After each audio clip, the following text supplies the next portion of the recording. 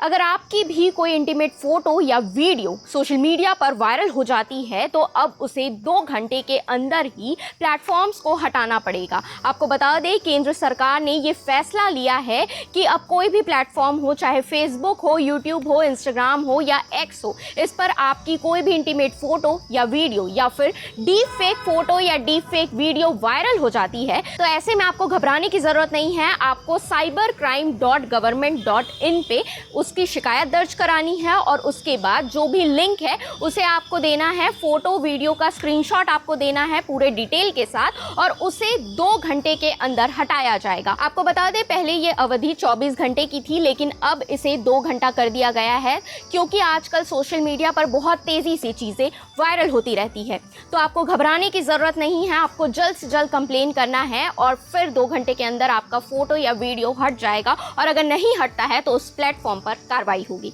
इस खबर को लेकर आपकी क्या राय है, कमेंट में अपनी राय जरूर बताइएगा और ऐसे ही अपडेट्स के लिए हमारे चैनल सीजी भास्कर को फॉलो एंड सब्सक्राइब जरूर करें।